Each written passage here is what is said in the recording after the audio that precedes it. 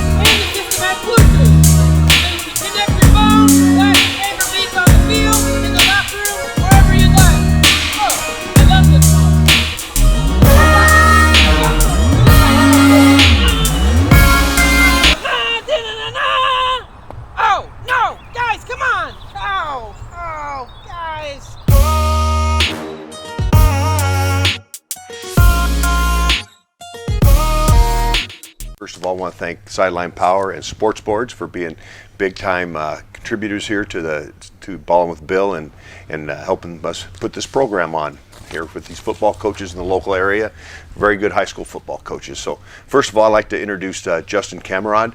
He is from Lewis Central High School, and I want to welcome you here, and it's great to have you on board. Thanks for having me. Perfect. But, you know, I've watched you a while, so it's kind of cool to see how things progressed for you last year, because I remember when you were at TJ, and I'd come over and see you, and I was at Coach Kam, come over and see you over there, and visit with you, and how much things have progressed as your life's moved on. And really back when I first saw you, your kids were out there running around in the field with you at TJ, and now they're all playing for you, so it's quite interesting to see. So let's talk about last season a little bit. You know, you won a state championship, you went 12-2, so let's talk about that a little bit, Coach, what that was like. That had to be an exciting experience. Yeah, you know, anytime you win a championship, you know, there's a lot of things that go into it, not only from the coach's standpoint, but the kid's standpoint and their buy-in to the program.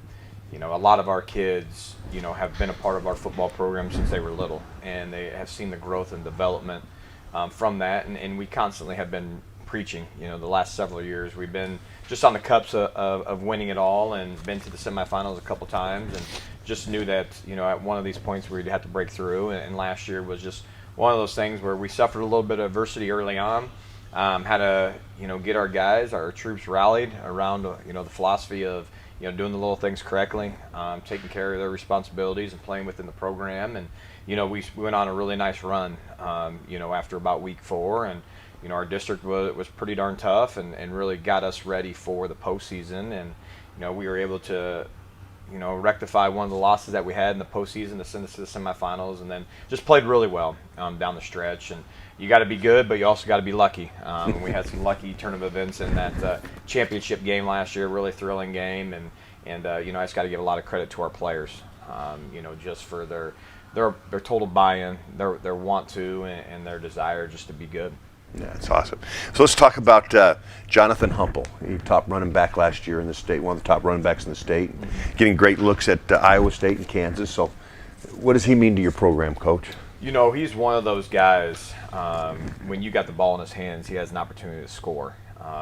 You know, he's a kid that has played varsity football since he was a freshman. We knew growing up, you know, once again, he's in a class with my son that I've seen him play numerous times, knew that he was going to be a really, really special football player. He just has a knack, you know, as an offensive player. You know, he played in the slot for us.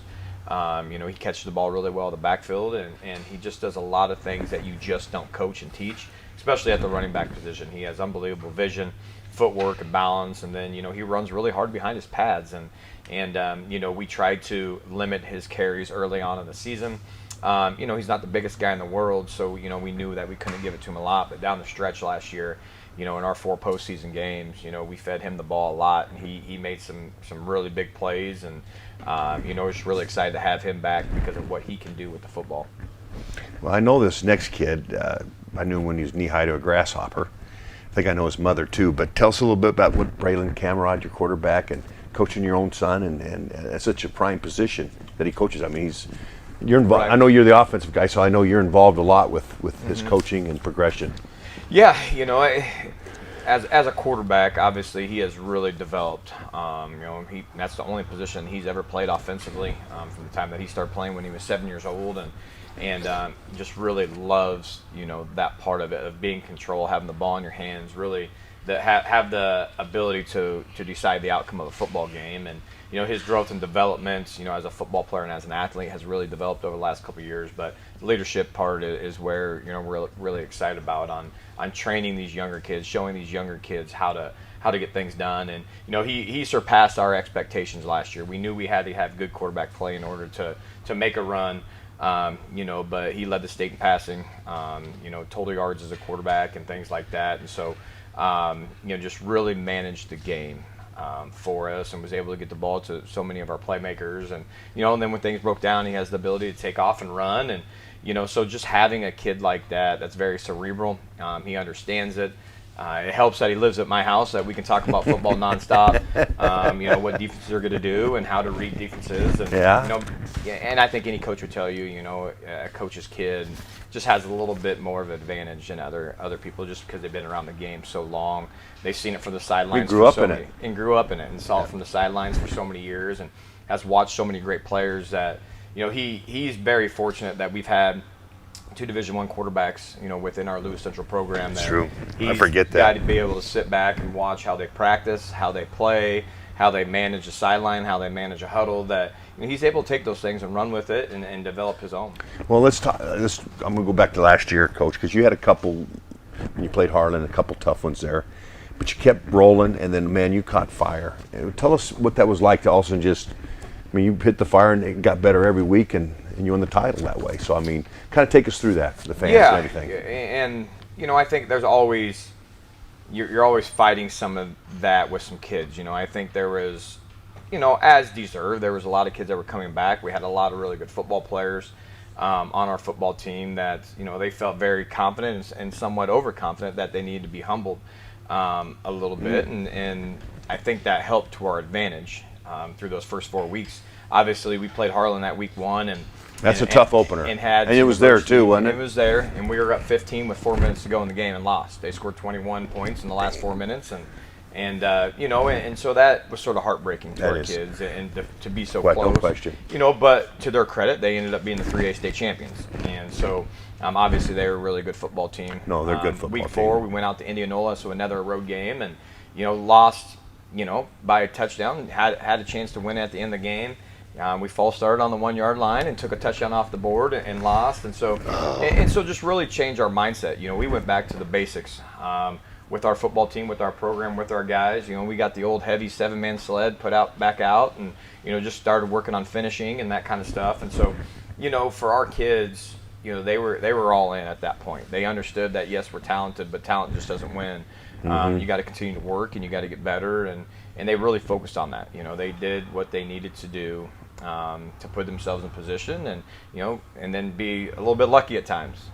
So it was an exciting run for our team and our program. The way that it happened, the way that probably, and I've told a lot of guys, that's probably the closest knit team that we've had, because really? They had to rally around each other if they were going to be successful, and so it was really, really good time.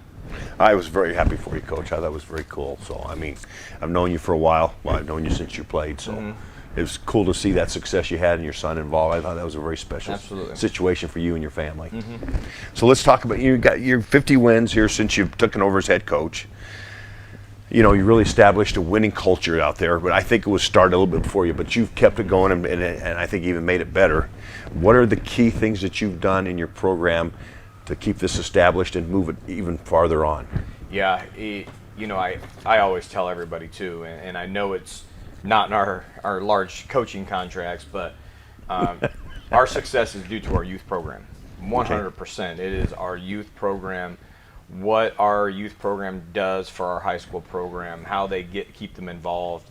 Last year was just a sort of a telltale in our youth program. From our 3rd through 8th, we had 200 kids, and for us at Lewis Central, our high school was about 800 kids, and so to have that many kids playing youth football within our organization, those kids practice right next to our practice field. They see our kids walk off the field, they're walking onto the field at the same time. But those kids that were in high school were once those little kids. And so it's really one of those things that we're really all one as a program. And so that's step number one. That's where the success happens. And like you said, that was established long before, I got there. I got there 8 years ago, and Coach Duggan had already got that in place. But it's just been a process of really developing those kids so that when they get to high school, it makes it easier to be successful. And so that was number one. And then the next thing was, obviously taking over Coach Duggan and the success that he had and the players that we had was just really instilling the kids that, if you're going to be successful, here's other steps. And, and we have a program that he had instilled, which was called our Believe and Achieve program. And it's, got 22 steps in there. And hey, these are the things that you have to do. That our kids know by the time that they graduate what those steps are and understand, if I take one and I eliminate it, that I'm not going to be successful. And so, a lot of our wins have been because of the time and the commitment that not only our kids, but our parents, youth parents, have put into ensuring that they're exposed to high-level competition. For us, we're in Class 4A, which is the second biggest in Iowa. Our youth kids are playing against Class A schools in Nebraska, until the time that they get to high school. And so, they're playing at a high level and competing at a high level and that kind of stuff. And so, I got to give a lot of credit to our athletic department, our athletic director. They fully support everything that we want to do. Just last night we had our youth camp, one-night camp, and we had 199 kids there. And so wow, that's good. Just a lot of buy-in, all around from our Lewis Central community. That's awesome. So, you had a nice run. Some good. I mean, your son one of them, but some good Division I athletes, and they've done very, very well for you. And you were a former standout athlete at UNO. I remember watching you. You did a great job. What type of wisdom and character do you teach these young people as you're going through? And you expounded on it a little bit earlier, but kind of talk about that, because you're a good leader through example, and you notice a lot of your older kids are doing that too. How does that all work? I mean, that's cool. Yeah. Talk to us about that. We obviously do talk a lot about it, and for a lot of our kids, it's, okay, what is your goal? First of all, what do you want to accomplish? And from there, I meet with all of our kids in the off season, and we discuss, hey, where do you want to go? Do you want this to be something you want to do after high school?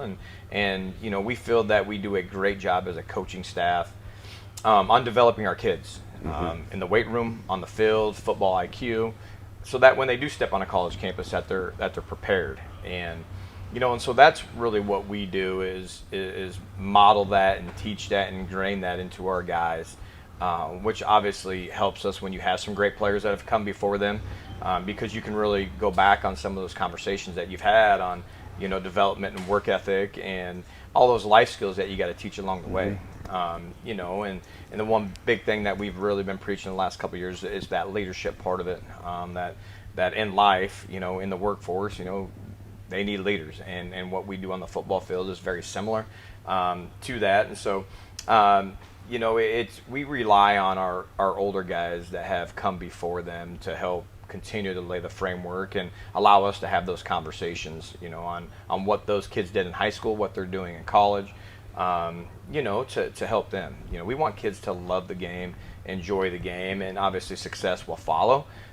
You hope it follows, but usually it does. And the buy-in from our kids in our community is 100%. So, a lot of times it's the work ethic part. If you want to play at this level, well, this is what you're going to have to do. And so we just have a lot of different conversations, on what lies ahead and what needs to happen. Perfect. One more question here, then we'll go get you on the board. You have our end zone camera. Kind of talk about. You had it, got it a year ago, and you had it last season. So, did it propel you to that state championship, or tell us a little bit about that? Yeah, we obviously have the end zone camera, but we also fly the drone every day at practice. That's right. You have the drone too. So we film all of our offensive sessions, and it's that drone down. film's amazing. And it's the best film that you could have. Right above for when we're doing our inside run game, we got every footwork, every step down, and our guys can see that. We share the film with them every night so that they can view it. Myself, I watch it. Our offense coordinator watches it. And then obviously our 7-on-7 sessions, our team session. And so that is the best film, honestly, is that drone footage, because you can see everything, make sure things are going right. But, the end zone camera obviously was really good for us last year. Just being able to upgrade what we already had to get a better view and better cameras and that kind of stuff, is awesome, from a teaching tool to help our guys. And so, obviously we love the products, and we love that what Sideline Power provides, and it's something that obviously we're going to continue to do. Well, we'll take a break here for commercial. We'll be right back. Hey guys, Mark here with Sideline Power. Today I'd like to talk about our digital piggyback system. Equipped with 2 HD camcorders, the remote control device allows for one person to do what you can't even do with 2 extremely capable interns. That sun is really bright today. I don't think these cameras work. For example, the piggyback system allows for users to record 2 camera angles with the press of only one button. All right, you ready? Yeah, I'm ready. 3. Wait, on 1 or go? On 1. Who goes on go, you idiot? The tripod head swivels, which makes getting consistently fluid shots a breeze. Yeah, there we go. Yeah, a little more smoother, please. I'm trying. Mark swivels so much easier. A little right. The entire piggyback system fits into a compact, heavy-duty travel case, making it extremely easy to pack up, take with you on the bus to away games, whatever you need to do. Wow, you guys are actually being helpful for once? Yeah, the sooner we're done with this, the sooner we don't have to do anything. You guys already don't do anything. Come on.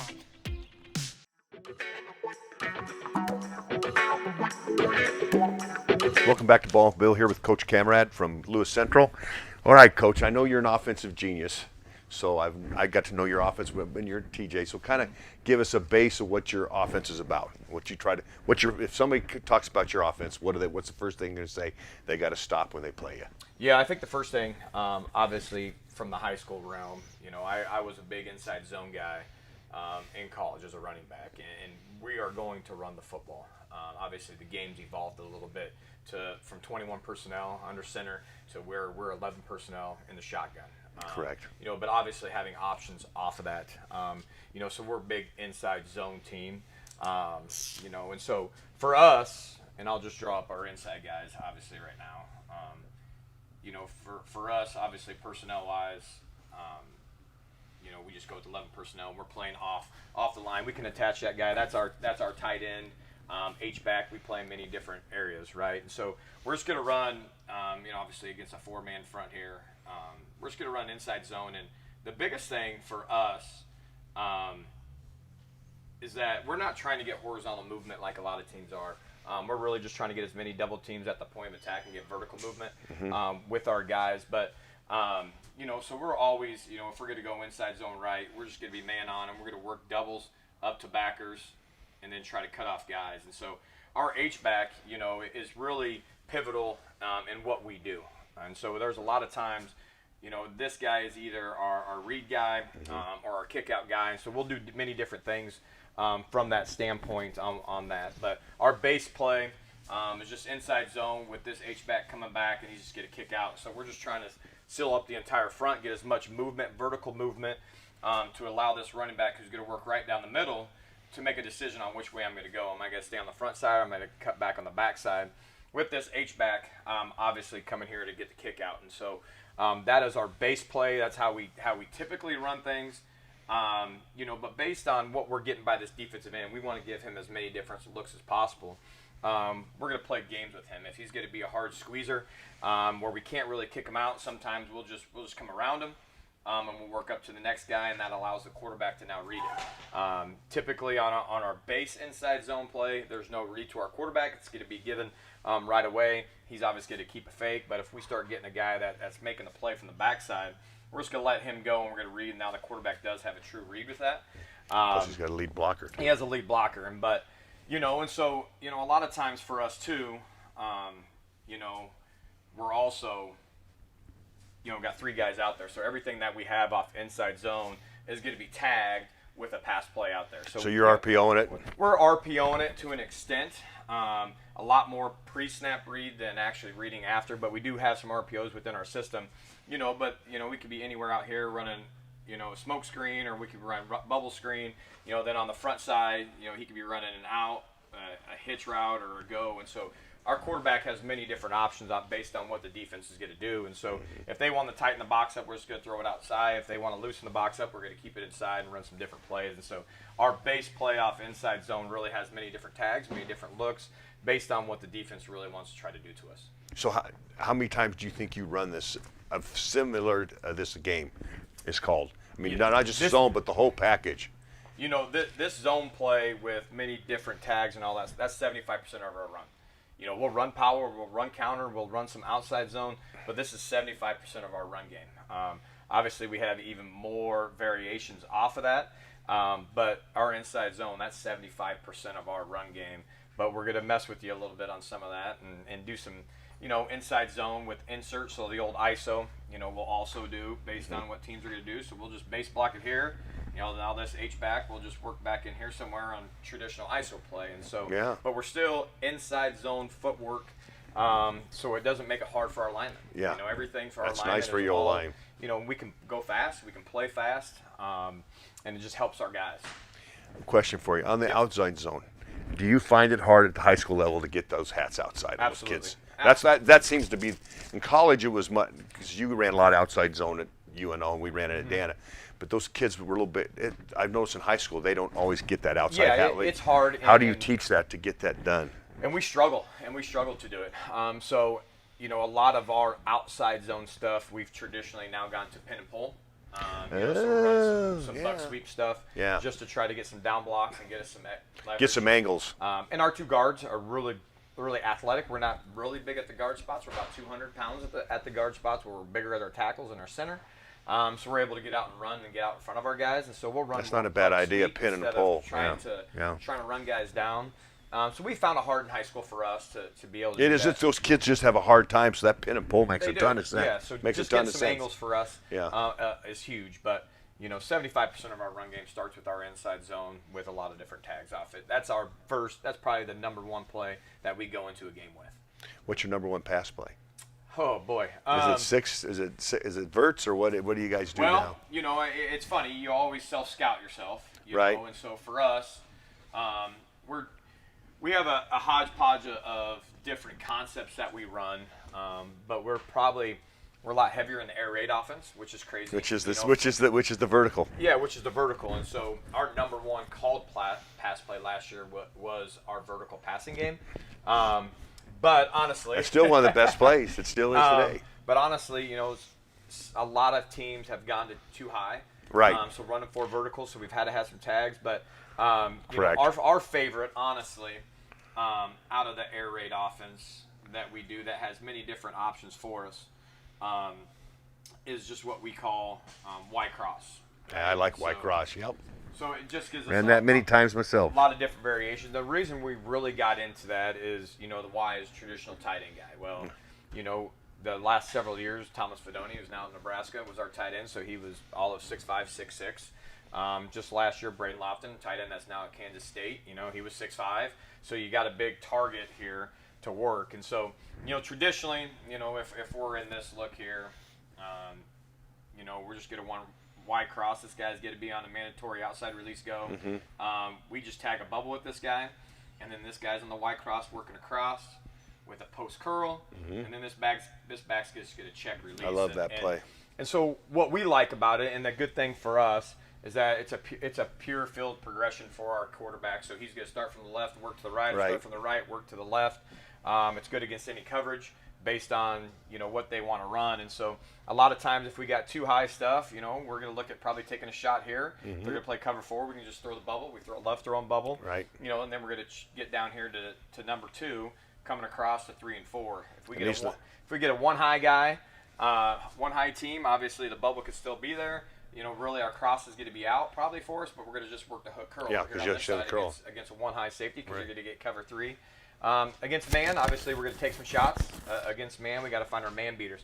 But what we love about this is we have many different tags for our guys. And so we obviously have this traditional outside go for our guys.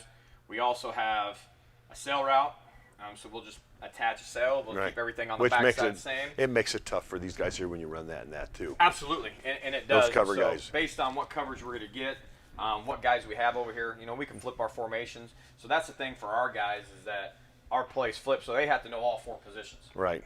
So they understand that, and so we run a lot of. We talked about before. We run a lot of inside zone with our key screens. So we'll just attach that. We'll run a key screen here, but we'll exit right here. We'll run by them. So you got that concept, and then also, traditional. Okay, we got smash, right? Right. So we got 4 different plays just with changing these 2 guys based on what we're getting on the outside. Everyone else stays the same. Yep. And then we'll do some stuff on the backside too. If these guys get to run smash concept here, we can go, a post on the backside. Right. And so for us, verticals or the 6 concept in the air raid would be our number 1, but we like this just because of how, it's versatile. We can get a lot of different looks. We can run it on both sides of the field, but it also, allows us to get our back out with, Humple getting out there and being able to run with the ball. And right. so, we love that concept. We work it. That's probably a day 1 install for us. It's just, the old Y cross concept. Oh, I love. How does the mesh work at high school? For like mesh itself, yeah, we run it both variations. We run it out 3x1 and 2x2. Right. We obviously love it. Against teams that are going to run man. I think it's the best. I think it's a great man beater. Yes. And obviously the hardest part. We do have some built-ins on mesh on some pre-snap. Right. We'll do some stuff on the outside while those guys are meshing. But it's become more of one of our staples. Our kids are very comfortable with it. Now last week we were running the high mesh and low mesh. We're confused and we weren't getting it, so we got to get better at it. That's what that's the part you work with hard on high schools, the actual mesh. But we like it. Obviously against those teams, they're going to run a little bit of man and that kind of stuff. Yeah. So, but we try to be as versatile with it as we can within our route scheme. So very cool. You've 3rd and 1 on the 4-yard line. What are you going to run? On what yard line? On the 4-yard line. You need a 4th and 1. 4th and 1. You need a touchdown to win. What's your call? Boy. Well, it's going to depend. Situation. What are teams doing defensively? When you get down there. So you gotta pre-snap read that. It's tough. Passing game down there is going to be tough.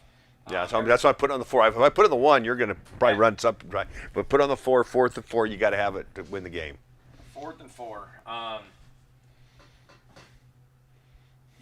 We've done this numerous times, and I don't know if we call it all the time, but in our state championship game, we played in 3 overtimes, and one of our plays that we came up with, that we just had, so you're talking about the 4-yard line, so you got to get there. 11 personnel for us. Typically, you're going to get man down here. Right. Not always, but.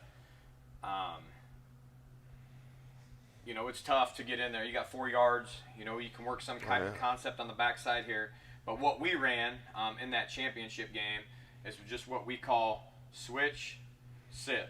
And so we're just going to full roll here, right? We're going to work this guy to the middle of the end zone to the front pylon. And he's going to come back here. And so if you got man, they're going to have to switch it off, or they're going to run with each other. You're going to get a little switch. But most of the time, if they stay on it, and this backer here, he's going to be in a trail technique. Going to sit there, and so really at this point, if he's not there, quarterback's going to run it. If he has something, that's coming on over on the back, then we're there. But just for what we ran in that critical situation in the championship game, we just got a nice little rub there. We're able to get the receiver to come back to the front pylon. We're able to hit him. Dire situation. We're going to get out there, so we just full, right. Open up, hip, step, and hinge. And try to get outside as quick as we can, and we hit them there. Get that pressure on the corner as fast as you can. Yeah, so that was our go-to in the championship game. Well, it worked for you. Good job. All right, man. Well, congratulations. We'll be right back with the finish. Thank you.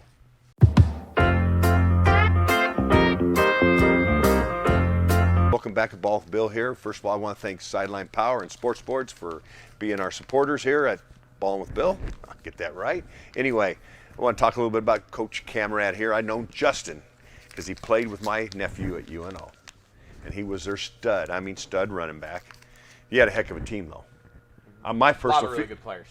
You did. My personal thing is, I watched you guys. I thought you should have been national championships at one. I mean, I didn't think when you slipped up, I was shocked because you had the team. I mean, you had good offensive line, great defense, all those great linebackers. You know, you as a running back, good quarterback, great team. It was fun to come out and watch you play all those games when you were home. So, you know, I got to see Coach, and he kind of grew up there. Then I got to get to know him when he was over at TJ, and always been impressed with you, Coach. It's great to see. You know, I know you work with my nephew on the cards and all that stuff too, but it's great to see all you kids that I watched when you were real young play ball and see what you're doing nowadays. You know, you're doing a heck of a job coaching, and I'm proud of you. And I just want you to know that when you see you guys grow up, you see what great athletes you are. But now you see as men and raising families and getting older, and trust me, the test of time tests all of us. But you've done a heck of a job, Coach, and I want to congratulate you. And it's an honor to have you here, and I appreciate what you've done for the community of Iowa there, and how well what a good football coach you are, and a good representation of young men.